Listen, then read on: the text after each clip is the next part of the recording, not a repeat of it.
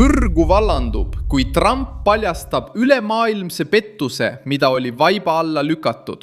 Sellel esmaspäeval, 25. mail 2026 sidus ta Iraani leppe nõudmisega, et sellised riigid nagu Saudi Araabia, Katar, Pakistan, Türgi, Egiptus ja Jordaania liiguksid edasi Abrahami lepetega Iisraeliga. Samal ajal, kui NATO võtab Ukraina ees siduva kohustuse, kiirustab Kuuba Hiinast riisi vastu võtma. Teheran püüab hoida kontrolli Hormuzi üle ja vasakpoolsed kujutavad Karakase protesti nii, nagu oleks kogu maailm Washingtoni vastu. Donald Trumpi käik oli lihtne ja jõuline. Kes räägib rahust, peab võtma seisukoha. Kes palub kaitset, peab jagama kulusid ja kes kasutab kriisi oma huvide varjamiseks, ilmub nüüd maailma ette. Fars sai läbi, sest Donald Trump vajutas õigesse närvi, tõi liidrid diplomaatilisest mugavusest välja ja näitas, et paljud Brasiilia kõned kukuvad tema ees läbi. Aga kui saabub aeg allkirjastada, maksta, avada marsruut, tunnustada Iisraeli või seista silmitsi režiimidega, kes elavad anti-ameerikanismi najal. Mida Donald Trump avastas, mida nad üritasid varjata? Miks nii paljud liidrid taganesid, kui nõudmine muutus avalikuks? Kuidas see surve võib mängu pöörata Iraani, Kuuba ja NATO vastu? Ma räägin sulle sellest kõigest kohe, aga nüüd tahad sa kindlasti kanalile tellijaks hakata, et olla hästi informeeritud. Reaalajas teave, parima ajakirjandusliku kvaliteediga, mida kunagi nähtud. Usaldusväärsuse standard, Milson Alvese järgi. Donald Trump ei pannud lauale ainult diplomaatilist ettepanekut. Ta sidus Iraaniga sõlmitava kokkuleppe suurema poliitilise nõudmisega Lähis-Idas. Nõudmine oli suunatud sellistele riikidele nagu Saudi Araabia, Katar, Pakistan, Türgi, Egiptus ja Jordaania.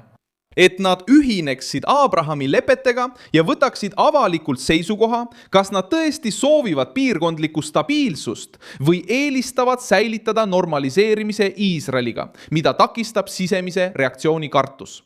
Associated Press märkis, et Donald Trump pooldas selle ühinemise muutmist kohustuslikuks Iraaniga peetavate läbirääkimiste raames. Reuters näitas samuti, et ettepanekule on vastu seistud, eriti kuna piirkonna juhid kasutavad Palestiina küsimust endiselt takistusena, et mitte Iisraeliga edasi liikuda. Just siin muutub käik selgeks.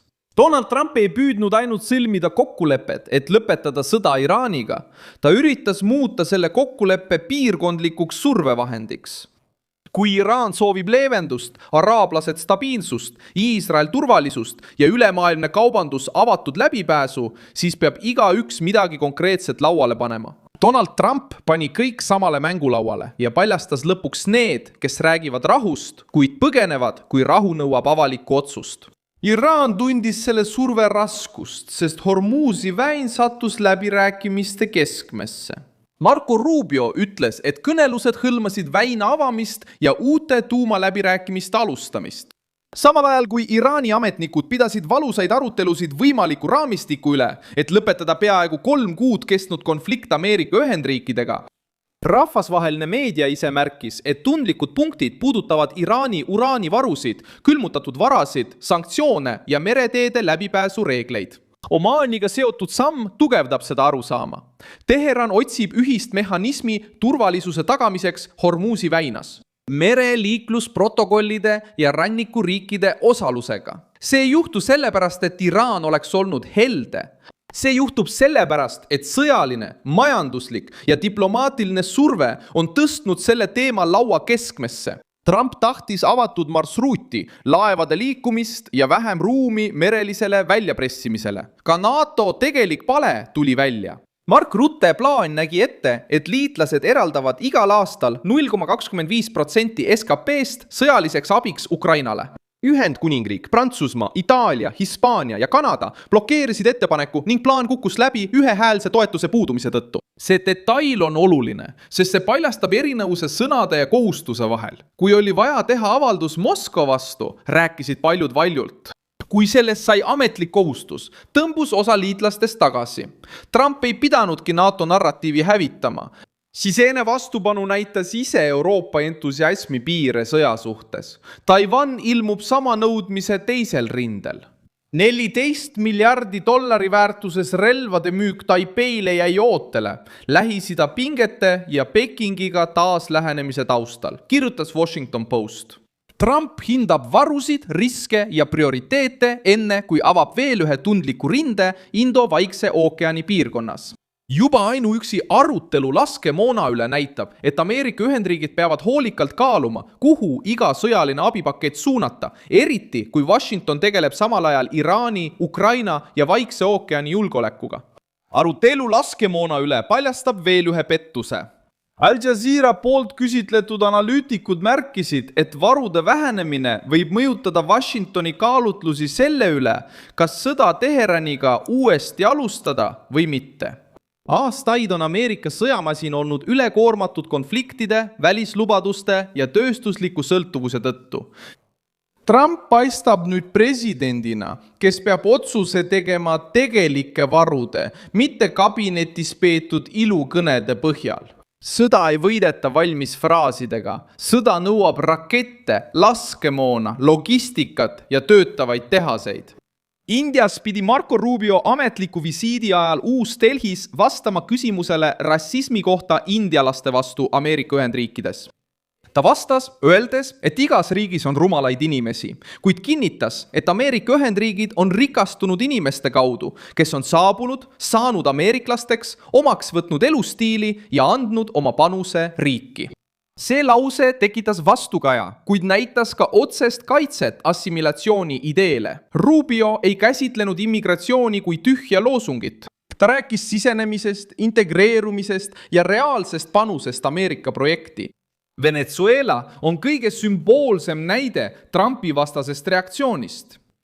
Caracases põletasid Nicolas Maduro poolehoidjad Trumpi ja Marco Rubio pilte, püüdes seda stseeni kasutada tõendina rahva vastuseisust Washingtonile.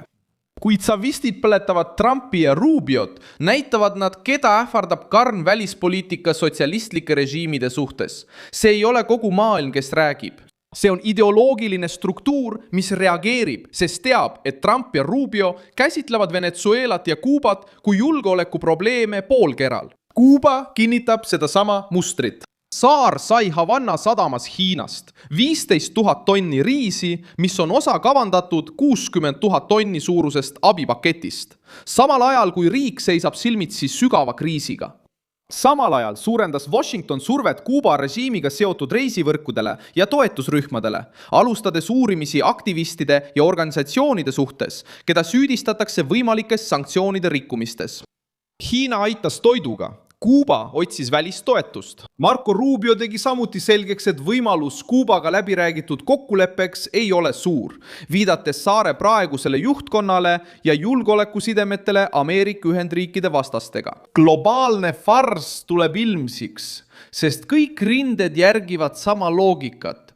Lähis-Idas tahavad juhid rahu ilma poliitilist hinda normaliseerimise eest maksmata. Iraanis tahab režiim leevendust ilma survemehhanismidest loobumata. NATOs tahavad liitlased Ameerika juhtimist ilma, et lubadus muutuks iga-aastaseks kohustuseks. Taiwanis tahavad kriitikud piiramatut pühendumist, arutamata varusid ja sõjalisi prioriteete. Indias tahavad nad Ameerika Ühendriike süüdistada, kuid väldivad tunnistamast Ameerika assimilatsiooni tugevust. Venezuelas ja Kuubal karjuvad vasakpoolsed režiimid Trumpi vastu, sest nad teavad, et sallivus on läbi saanud.